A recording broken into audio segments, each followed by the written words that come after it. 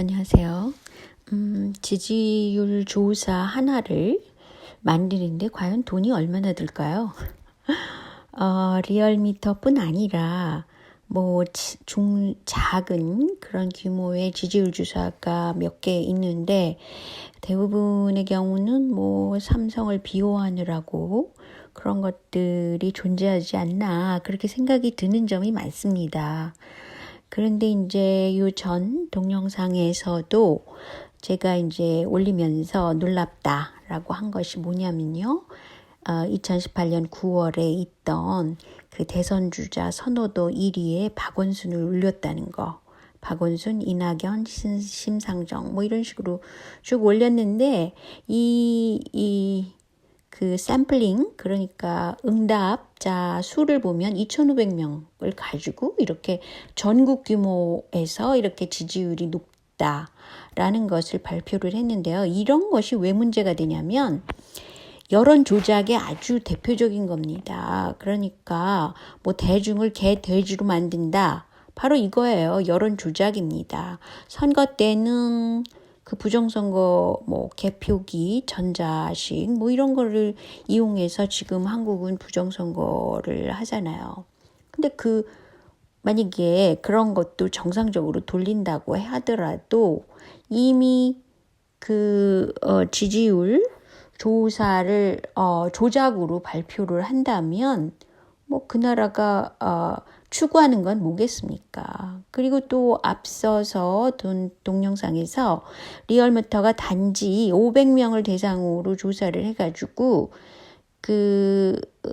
은산 분리, 은행 자본하고 산업 자본 분리를 해야 된다라는 걸 규제 완화, 진보층도 거의 7%가 지지한다 이렇게 해가지고 그걸 끌고 갔잖아요. 그런 것들. 그런데 말이죠. 제가 리얼미터에 들어가서 찾아낸 건데 이거는요. 2018년 6월 달에 정의당이 10%대를 넘었다고 이러면서 정의당을 엄청 많이 띄워줬습니다. 그러면서 정의당이 7월 달에 9월에 다른 여당세는 하락하는데 정의당만 계속 올라가고 그래가지고 노회찬의 죽음을 통해가지고 7월 30일은 애도가 확산됐다. 그래서 정의당 지지율이 최고치를 경신했다. 이래가지고 12.5%나 된다. 라는 걸 마구 발표를 했습니다. 근데 저는 솔직히 정의당이 어떤 성향을 띠고 있는가를 알기 때문에 반대하는 것이지 굳이 유시민이 그것을 만들었다고 그래서 반대하는 건 아닙니다. 물론 그 과정에서 말도 안 되는 짓을 했고 또 지금 이미 나타난 대로 드루킹까지 이용하고 기타 등등 너무나 많은 잘못을 했죠. 솔직히. 그런데 유시민이 추구하는 거는 뭔가 틀린 방향이라는 거죠. 그게 뭐냐면요. 성소수자나 난민이나 페미니즘을 중시한다는 것까지도 괜찮아요. 그렇지만 한국의 가장 큰 문제는 경제적인 차이로 인해서 사람들이 불평등 지수를 느끼고 실업률이 엄청 많고 청년 실업률이 많고 이러기 때문에 경제 문제, 즉 민생 문제를 해결해야 된다는 쪽으로 정치세가 가야지. 아니 웬 이렇게 사회 문화적인 것을 건드리면서 소로스가 이런 걸 굉장히 주장을 하죠. 그리고 돈도 집어넣고 한국에다가 그랬는데 그런 쪽으로 왜 따라가냐는 거죠. 일단 방향성이 잘못됐다고 저는 생각합니다. 그런데 이런 방향성이 잘못됐다는 것은 말이죠. 어디서 또 볼 수 있냐면요. 과거에 유시민이 중심이 돼가지고 개혁당을 만드는 적이 있어요. 그런데 그 개혁당을 만들어서 유시민이 뭐 대표적으로 한 10명이 개혁당 그룹에 들어갔었는데 2004년도 자료를 보세요. 뭐냐면 열린 우리당 정동영 의장이 유시민한테 중앙 당직을 좀 맡아달라 그랬더니 유시민이 반대를 했어요. 자기는 못할 것 같다. 그 이유가 뭐냐면요. 당직을 맡으면 그 정당 내에서 야당 노릇을 못할 것 같아서 그렇다. 즉 열린 우리당 내에서 자기는 야당의 힘을 갖고 싶다라는 겁니다. 그래서 당시 그 개혁당 출신들을 보면은요, 면면을 보면은 유시민뿐만 아니라 현재도 활동을 열심히 하고 있는 안민석, 또 김태년이라는 사람을 굉장히 주시를 해야 돼요. 그런데 왜냐하면 현재까지도 이 사람이 영향을 미치고 유시민한테는 대선 후보로 나와라 이런 말을 권유한 게 있습니다. 그때가 바로 2007년도 5월 달에도 그 열린우리당 내의 개혁단계로 분류되는 김태년이라는 사람은 유시민을 만나서 대선 출마 권유를 한 적이 있습니다. 그것이 계속 여지껏까지 무려 지금 12년이 지났어요. 근데 이런 그 기류를 바꾸지 않으려고 그러는 겁니다. 이 친노세라는 분들이 말이죠. 왜 이렇게 굉장히 그 시야가 굉장히 좁다고 저는 생각해요. 당시 정동영 의장이 주도해 나가던 열린 우리당 정동영계는 무엇을 주장을 했었냐면요. 민생이 우선 과제다. 그러니까 개혁을 하려면 민생을 중심으로 해야 된다. 정동영 씨는 그 이후에도 계속 이런 식으로 갔잖아요. 그런데도 불구하고 개혁당 그룹에서는 언론 개혁을 해야 된다. 그게 최우선 과제다. 이렇게 말을 했습니다. 그래서 결국은 열린우리당의 그 추진력이 민생 과제를 우선시하지 않고 언론 개혁을 우선시하는 쪽으로 갔습니다. 당시에. 그랬는데 개혁당 이 10명이 똘똘 뭉쳐서 하는 일이라고는 노무현 지킴이 성격으로 계속 발족됐고 계속 유지를 해나가는 겁니다. 그러니까 솔직히 뭐 노무현 대통령이 나중에 한 거는 삼성 참여정부잖아요. 그리고 FTA를 했고 한국에 굉장히 많은 악영향을 줄 수 있는 뭐든지 열린 이런 식으로 했던 것을 기억해야 됩니다. 그래서 나중에는 노무현 정부는 지지율이 엄청 낮았습니다. 10%대도 안 됐던 것을 기억하셔야 됩니다. 근데 어쨌든 그 노무현 지킴이에 항상 몰두하고 있는 유시민계가 지금도 아직도 여당의 그 문재인 지킴이로 나간 것까지 그것까지 이해할 수는 있지만 과도하다는 거죠. 사람들이 정신적으로 굉장히 그 집요한 데가 있어요. 그러니까 전체적인 틀을 못 보기 때문에 여당으로서 구실을 못 하잖아요. 민생 우선이라 그러면 이재명 중심으로 갔으면 지지율도 떨어질 일이 없고 또 리얼미터를 써서 억지로 지지율 조작을 해서 발표할 이유가 없는 것이었습니다.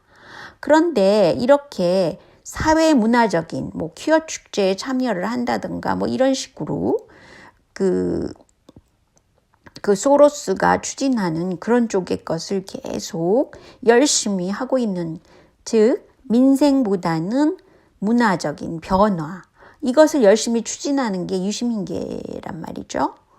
그런데 제가 왜 자꾸 그 IT 산업들 있죠? 제가 누구라고 굳이 말을 안 해도 여러분이 세계적인 IT 그룹 그러면 이 유튜브도 있는 것입니다. 근데 실질적인 제가 자료를 보여드릴게요. 이 유튜브에서 지금 저한테 광고를 빼버리는 그런 것을 얘기를 하고 리미티드 이렇게 써 있죠. 왜냐하면 광고주한테 이것이 적합하지 않다라는 것을 이유로 들어서 광고를 아예 넣지를 않는다는 겁니다. 근데 저는 뭐 광고에게 그렇게 신경을 쓰지 않는 사람이에요. 그런데 단지 그 SNS에서 IT에서 유튜브가 과연 어떤 방향으로 가느냐, 어떤 트렌드를 띠고 있느냐, 정치적인 성향 같은 걸 알기 위해서 제가 일부러 항상 광고에 클릭을 해서 광고를 과연 이 그 동영상에는 주는가 막는가를 체크업을 해요. 거꾸로. 뭐 제가 이 SNS에서 글 작업을 하면서도 계속 댓글 들어오는데 어느 시기에, 그러니까 하루라도 뭐 한국은 몇인가 뭐 이런 거 다 따지고요. 무슨 글에 댓글이 들어오는가, 어떤 식으로 들어오는가 이런 걸 다 따지고 있습니다. 그런데 이상하게도 그 노회찬 왜 훈장을 36번 제 동영상에 있죠.